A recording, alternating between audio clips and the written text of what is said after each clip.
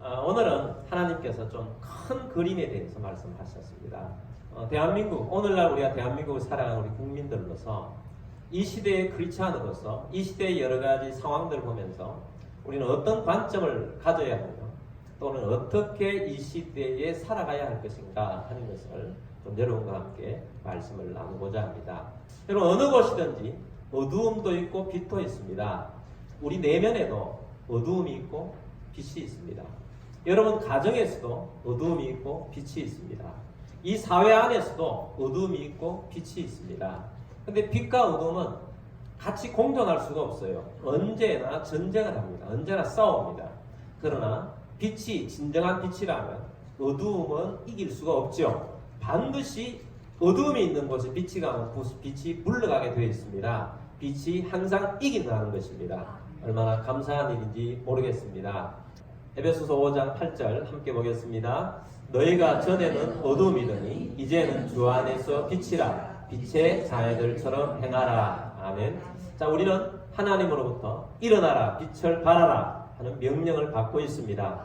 너희가 전에는 어두움이었는데 이제는 주 안에서 빛이라는 것입니다. 너희가 빛이기 때문에 너희는 빛의 자녀들처럼 행하라 라고 말씀하고 있습니다. 우리는 빛의 자녀들처럼 행합시다. 9절 말씀 보겠습니다. 빛의 열매는 모든 착함과 의로움과 진실함에 있느니라. 아멘. 주님께서 늘 말씀하시는 어떤 것을 판단할 때 열매를 보고 알라라고 말씀하고 있습니다. 열매를 봐야 돼요. 교리가 어떤지 그것보다 그 이단을 보니까 열매를 보니까 이상하다. 그럼 이단이 맞는 것입니다. 열매를 보고 안다는 것입니다. 사람을 보거나 사상을 보거나 또 나라를 보거나 어떤 것을 봤을 때 열매가 어떠냐에 따라서 그것이 진짜인지 가짜인지 알 수가 있다는 것입니다. 근데 빛의 열매는 뭐다? 모든 착함, 의로움, 진실함이라고 합니다. 모든 착함은 바르게 한다는 거예요. 바르다. 저 사람 바르다. 바르게 하는 거. 의롭다는 들어오죠? 진실하다. 거짓이 아닌 것. 이러한 것이 빛의 열매라는 것입니다. 이번에 우리나라가 근 한 달 동안 우리나라에 장관 한 사람을 뽑는데 모든 것이 그냥 그 사람에게 초점 맞춰서 이번 한 주간 또 대단한 시간들을 보냈습니다. 그것을 간접적으로나 직접적으로나 보거나 듣거나 해서 우리들이 어떤 자세를 취하고 있는지는 제가 말씀하지 않아도 여러분들이 다 이렇게 판단하고 있으리라 그렇게 생각합니다. 이것을 보고 우리가 깨닫고 우리 그리스도인으로서 우리가 깨닫고 살아가야 할 것은 무엇인가 하는 것입니다. 그리고 제가 늘 말씀드리는 것이 있습니다. 그럼 뭘 말씀드리냐 하면 사람은 선하지 않다는 거예요. 성경은 사람은 만물보다 심히 부패했다고 그랬습니다. 그래서 사람은 부패했기 때문에 우리는 그리스도인이라 할지라도 잘못할 수가 있다는 것입니다. 실수할 수도 있고 악한 생각을 품을 수도 있고 악한 생각으로 악한 행동을 우리 그리스도인도 할 수가 있습니다.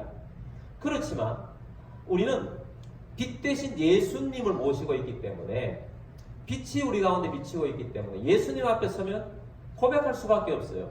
주님, 저는 죄인입니다.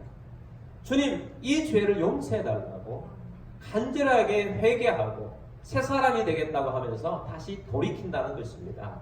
여러분, 우리 사람들은 본래가 빛은 아니었습니다. 예수님이 계시기 때문에 빛의 자녀라고 하는 것이고 그렇기 때문에 우리는 실수할 수도 있고 악한 생각으로 살아갈 수도 있지만 주님의 빛 때문에 다시 회개하고 다시 되돌아온다는 거예요. 그래서 우리는 살아가고 있는데 우리가 이런 청문회나 이런 것들을 보면서 어떤 느낌을 받았는지 모르겠습니다. 공병호 경영연구소 공병호 소장님이 이런 말씀을 하시더라고요. 좌파에는 여러 가지 특징들이 있다. 그분이 말씀하는 특징들 몇 가지를 소개하면 좌파는 기본적으로 내 편과 다른 편을 가른다. 그리고 나는 언제나 옳고 다른 편은 정의가 아니다. 나는 정의고 저 편은 정의가 아니다. 그리고 나는 정의이기 때문에 잘못이 드러나도 사과하지 않는다. 내가 잘못된 것은 남 탓이다. 그래서 다른 사람 누가 잘못했고 또 어떤 제도가 잘못되었기 때문에 제도를 고쳐야 한다. 그리고 사람들을 볼 때 지배계급과 지배받는 계급을 나눈다. 뭐 그런 것들로 쭉 이야기를 하시는데 제가 몇 가지만 여러분에게 소개를 시켜드렸습니다. 나는 언제나 옳다. 이것이 성경적입니까? 아닙니다.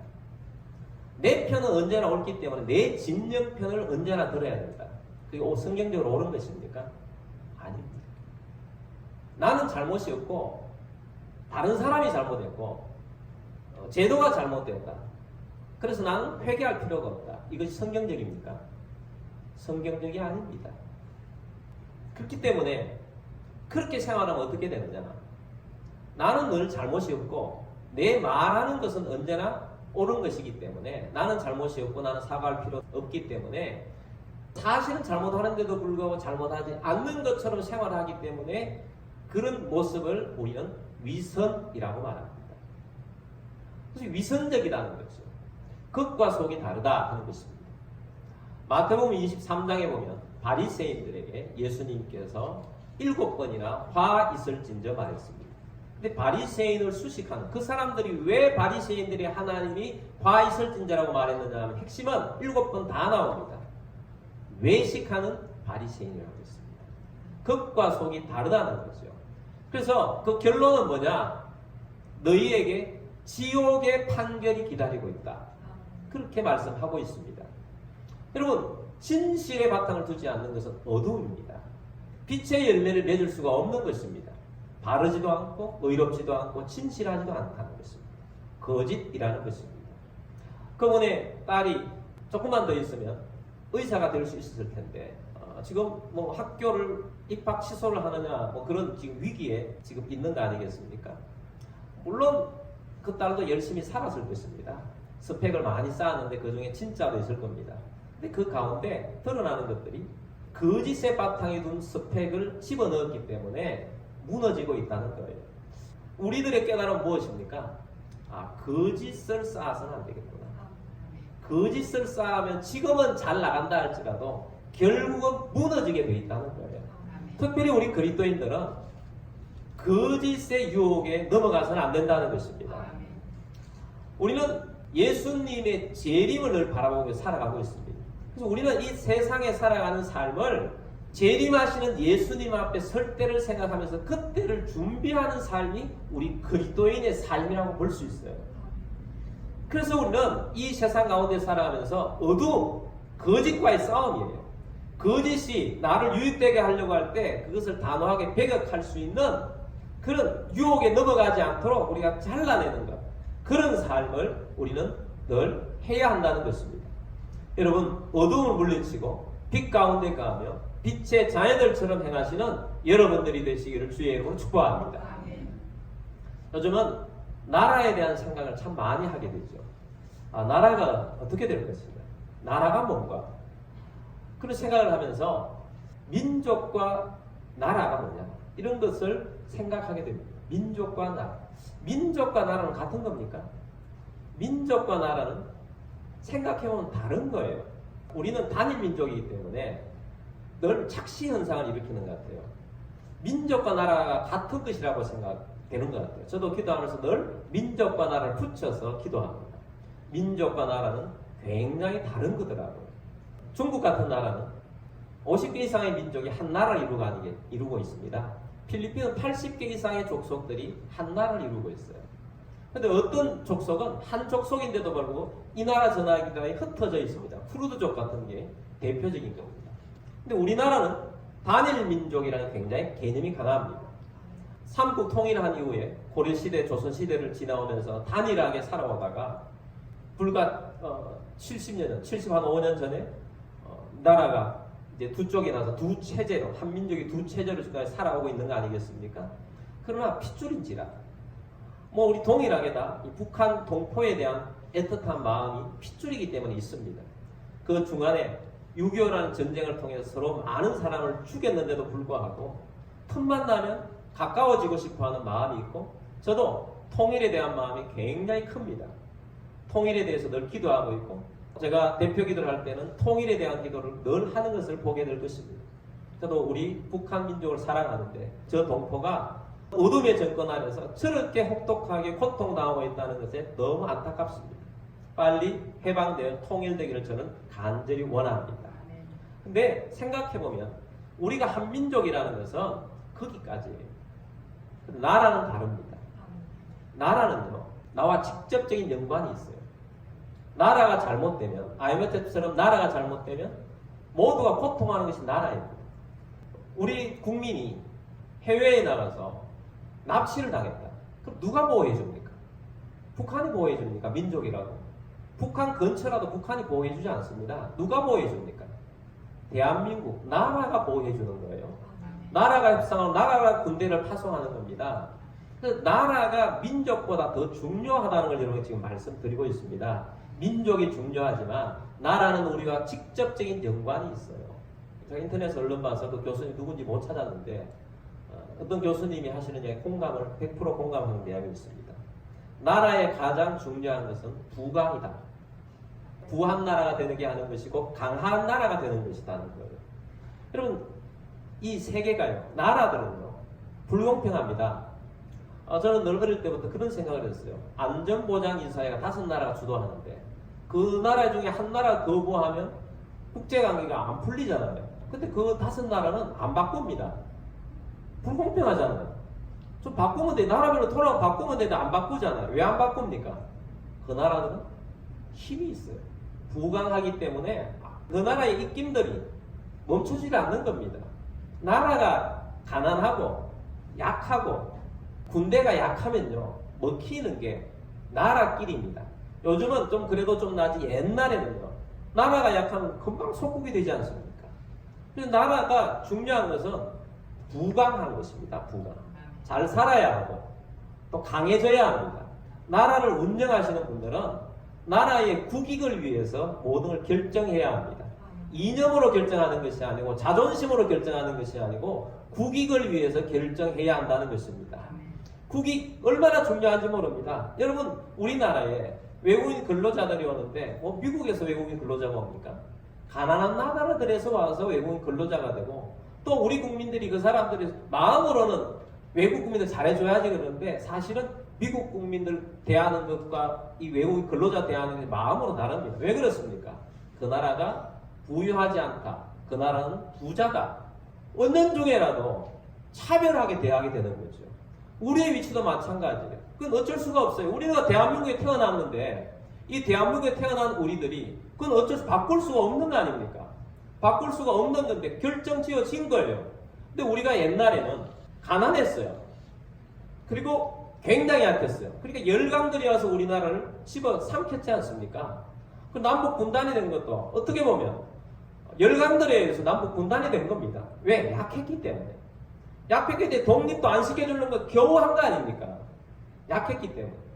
그런데 하나님의 은혜로 하나님께서 은혜를 주셔서 우리나라가 기적적으로 이만큼 부강하게 된 것입니다. 많이 부강해졌죠. 근데 문제는 세계 속에는 굉장히 부강해졌어요. 저 깜짝 놀랐습니다. 러시아가 우리나라보다 1년 예산이 100조가 적어요. 우리나라가 얼마나 부자가 된지 아시겠죠? 근데 문제는 우리의 문제는 뭐냐면 우리의 이웃들이 부강하다는 거예요. 일본하고 우리 비교해 봅시다. 일본이 부자입니까? 우리가 부자입니까? 일본이 부자입니다. 차이가 많습니다. 일본이 강합니까? 우리가 강합니까? 그건 잘 모르겠죠. 일본은 독특하게 전쟁했던 나라이기 때문에 전쟁할 수 없는 나라이잖아요. 그래서 아베가 계속 하고 싶은 게 뭡니까? 부는 있는데 강이 없다는 거예요. 그래서 강한 나라를 만들기 위해서 헌법을 고쳐서 침략할 수 있는 나라로 바꾸려고 하는 거예요. 헌법을 바꿔서 강한 나라를 침략할 수 있는 나라가 되면 지금은 독도 문제도 그냥 이렇게 말싸움을 하고 뭐 법을 하지만 혹시 모르지요. 우리가 약해지고 그들이 강해져서 독도를 그냥 군사력으로 와서 빼앗아갔다. 그럼 우리 국제적으로 호소를 해도 이번처럼 미국이 너희 문제가 너희끼리 알아서 해라 그러면 손도 못 쓰는 거예요. 그게 국제관계라는 것입니다. 나라라는 것은. 미국은 세계 최고로 부강한 나라잖아요. 그래서 얼마나 감사한 일인지. 그 부강한 나라하고 우리가 동맹이에요. 동맹이기 때문에 우리가 약할 때에도 이웃 나라들이 잘 못 건드리고 그 강한 나라의 보호를 받고 사는 거잖아요. 미국은 굉장히 강하고 부자고 큰 나라고 세계로 호령하는 나라이기 때문에 우리나라에 대해서 주한미군을 보내놓고 이렇게 하는데 정치하는 분들이나 좀 아는 사람들은 자존심이 상한 일이 있어요. 없을 수가 없죠. 자존심이 상할 일이 있지만 그러나 그들에 의해서 우리가 보호를 받고 그런 또 유익한 점도 많이 있습니다. 세계 최강대국이 우리를 보호해주기 때문에 군대가 와 있기 때문에 우리나라는 미국과 같은 급의 강함으로 보고 있기 때문에 못 건드리는 거예요. 그래서 지금은 주한미군을 출소시킨다든지 이렇게 할 때가 아닙니다. 우리 미국들이 강합니다. 왜 주한미군을 출소해서는 안 되느냐? 필리핀이요. 미국으로부터 오랫동안 지배를 받았습니다. 그리고 필리핀에 미군이 주도하고 있었습니다. 근데 필리핀에 민족주의자들이 정치를 하면서 미군 나가라 이렇게 됐어요. 1990년대에 미군이 그럼 너희 싫다면 내가 나갈게 나가버렸어요. 그럼 어떤 일이 벌어졌습니까? 중국이 본래 그 필리핀 근처에 중국이 남중국해라고 있지 않습니까? 거기를 중국 사람들이 와서 인공섬을 만들어 놓고 이건 다 우리 바다다 하고 해서 필리핀 근처까지 와도 필리핀이 아무 말을 못하고 있어요. 왜? 약하니까. 미군이 떠나가는 그런 일이 생긴 거죠. 지금도 중국은 우리나라 서해를 그냥 자기 마음대로 하고 있는데 아마 미군이 떠나면 서해 바다는 우리 것이 아닐지도 모릅니다. 그래서 주한미군은 북한 때문이라도 있어야 되지만 중국 때문이라도 아직은 있어야 됩니다. 언제까지 있어야 되느냐? 우리가 중국보다 강해질 때까지 있어요. 그렇지 않습니까? 그래서 앞으로 정부가 주한미군을 철수하자. 그럼 반대해야 합니다. 주한미군이 미국이 우리한테 뭐 이런 자기들의 유익만 따지고 그런다 뭐 그럴 수 있습니다. 나라가 다 국익을 위해서 하는 거 아닙니까? 미국도 우리에 와서 하는 것도 국익을 위해서 하는 거. 우리들도 그들이 와 있기 때문에 이익되는 것이 엄청 많은 거예요. 서로가 서로의 관계에 있는 것입니다. 그래서 앞으로 이제 반일 프레임으로 지금까지 해왔는데 반미 프레임으로 주한미군 철수 이런 것이 있으면 반대해야 하는데 우리가 힘이 있냐 이거죠. 우리가 무슨 힘이 있냐 이거죠. 나가서 촛불을 들고 항의도 하고 전화도 하고 문자도 보내고 서명도 하고 그렇게 해도 한번 정해놓은 것들을 잘 안 바꾸더라고요. 이번에 경기도 도의회 문제가 있었지 않습니까? 근데 이 문제를 바꾸라고 우리가 5만 명에서 경기도민이 급하게 5만 명이 서명을 해서 보냈는데 저는 요동도 치지 않았습니다. 저는 이번에 이 경기도의회에서 이를 통과시킨 것에 대해서 분노합니다.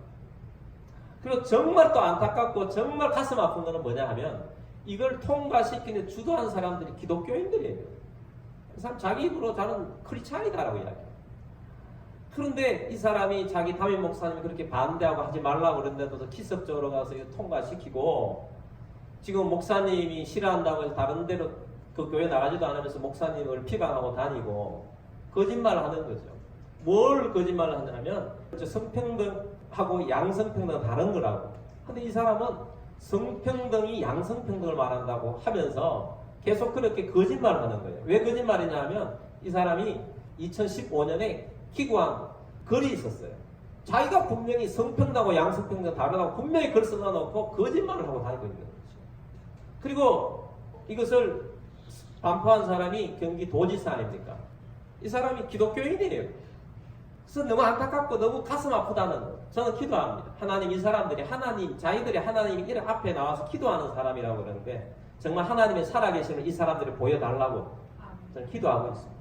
도의원이고 도지사고 그게 언제까지 갈 줄 압니까? 하나님께서 감옥에 보내면 감옥에 가야 되는 거예요. 여러분, 이런 자리를 준 것은 어둠의 문을 열라고 준 게 아니잖아요. 그런 자리에 있다는 것은 어둠의 문은 닫고 빛의 문을 열라고 그 자리에 주신 겁니다. 여러분, 우리도 잘 살아야 합니다. 어느 곳에 있든지 빛의 문을 여는 자가 되기를 주의 이름으로 축복합니다. 아멘. 빛과 어둠의 전쟁은 기본적으로 기도하는 전쟁이에요. 항의를 해도 데모를 해도 촛불을 들어도 서명을 해도 힘이 없을 수 있습니다. 그러나 우리에게는 기도가 있습니다. 기도가 힘입니다. 빛과 어둠의 전쟁은 기도하면서 판가름 나는 것입니다. 다윗이 자기 아들 압살롬의 쿠데타로 인해서 도망가는 신세가 되었습니다. 정말 급하게 도망가게 아무 무방비 도망가다 보니까 그냥 부하 몇 명 데리고 좀 도망가고 있습니다. 근데 가다가 어떤 보고를 듣습니다. 사무엘하 15장 31절 말씀 보겠습니다. 어떤 사람이 다윗에게 알리되 압살롬과 함께 모반한 자들 가운데 아히도벨이 있나이다 하니 다윗이 이르되 여호와여 원하옵건대 아히도벨의 모략을 어리석게 하옵소서 하니라. 아멘. 자, 이 보고를 왜 중요하게 했느냐면 아히도벨이라는 사람이 굉장히 중요한 전략가입니다. 전쟁이 나서는 뭘 할 때마다 전략가가 어떻게 짜느냐에 따라서 큰 군사도 이길 수가 있는 거죠. 다윗이 이 보고를 딱 들었을 때 하나님 아히도벨의 모략을 어리석게 하옵소서 계속 기도하면서 가는 거예요. 기도하다 가다가 보니까 32절 말씀에 이런 응답이었습니다. 다윗이 하나님을 경배하는 마루턱에 이를 때에 아렉 사람 후세가 옷을 찢고 흙을 머리에 덮고 쓰고 다윗을 맞으러 온지라. 아멘. 이 후세라는 사람도 굉장히 지략이 뛰어난 사람입니다. 이 사람이 다윗 앞에 나타난 것입니다. 어디에서? 다윗이 하나님을 경배하는 마루턱에 이르렀습니다. 기도하면서 하나님 아히도벨의 모략을 부여시켜달라고 그렇게 기도하고 사는데 늘 와서 하나님을 경배하는 우리 같으면 이렇게 예배하며 기도하는 이 자리에 왔더니 후세라는 사람이 나타난 것입니다. 그래서 후세가 울면서 다윗에게 왕이시 어떡합니까 이렇게 하고 있으니까 다윗이 후세에게 너는 나를 따라오지 말고 압살롬에게 가라. 그렇게 말합니다. 그래서 후세가 그 명령을 따라서 압살롬에게 갑니다. 압살롬에 가니까 압살롬이 너무 기분이 좋은 겁니다. 아히멜렉이라는 전략가도 왔는데 후세라는 다윗의 신복 중에 신복에 있던 이 뛰어난 전략가가 자기 곁에 왔으니까 세상을 다 얻었다고 생각한 것입니다. 그때 아히도벨이 급하게 계략을 냅니다. 지금 다윗을 쳐야 합니다. 계략을 내면 이렇게 이야기를 하니까 압살롬이 후세의 이야기를 한번 들어보자. 후세의 이야기를 듣습니다. 그 압살롬이 들으면서 후세의 이야기가 더 좋다. 후세의 이야기를 듣도록 하자. 그렇게 된 거예요. 아히멜렉이 끝났구나. 내가 새로운 나라를 건설하고자 해서 압살롬을 세웠던 이 압살롬은 판단력이 없구나. 그렇게 해서 끝났구나 하고 가서 자살해버려요. 그리고 압살롬은 후세의 계략을 가지고 하니까 질 수밖에 없죠. 자, 이 모든 전쟁의 결판은 어디에서 났느냐? 다윗이 기도했고 다윗이 늘 하나님 앞에 경배했던 마루턱, 하나님 앞에 늘 예배했던 그 마루턱에서 결정이 난 거예요. 그러면 여러분, 세상의 모든 이체가 지금 일어난 것 같지만 그 전에 영적으로 어떤 전쟁을 벌였느냐, 여기에서 판가름이 나더라는 것을 잊지 않는 여러분들이 되기를 바랍니다. 기도 전쟁이에요. 여러분, 나라와 민족을 위해서 많이 기도하시길 바랍니다. 어떤 형태로 지금 나라가 펼쳐질지 모릅니다. 어떤 대로 나아갈지 모릅니다. 그러나 우리는 미리 깨어서 기도하는 우리들이 되기를 바랍니다. 미리 그들의 전략이나 이러한 것들을 깨고 하나님, 이런 것은 안 됩니다. 어둠, 나라를 망치고 부강하게 못하게 하는 것. 여러분, 나라가 부강하면요 통일도 빨리 됩니다. 여러분, 조약을 몇 개 잘 맺고 이런 것이 우리 평화를 주는 게 아니에요. 조약은 금방 깰 수 있어요. 조약에는 금방 깰 수 있습니다. 그러나 우리가 부강하면 감히 우리를 건드리지 못하는 거예요. 그 안에 평화가 있는 것입니다. 독일이 부강하기 때문에 통일이 된 겁니다. 우리도 부강하면 통일할 수가 있어요. 부강해야 합니다. 근데 우리가 깨어있어야 할 것은 어두움은 빛에 의해서 물러간다는 사실을 믿고 기도하자는 것입니다. 성경 말씀 두 말씀만 보고 기도하도록 하겠습니다. 욥기서 18장 5절 말씀입니다. 악인의 빛은 꺼지고 그의 불꽃은 빛나지 않을 것이요. 아멘. 악인의 빛은 꺼질 것입니다. 그 다음에 잠언 13장 9절 말씀입니다. 의인의 빛은 환하게 빛나고 악인의 등불은 꺼지느니라. 아멘. 악인은 사라지게 되어 있습니다. 진실의 바탕에 살아가고 있으며 빛의 열매를 맺으며 살아가고 있는 우리들을 통해서 하나님은 일하시게 될 것입니다.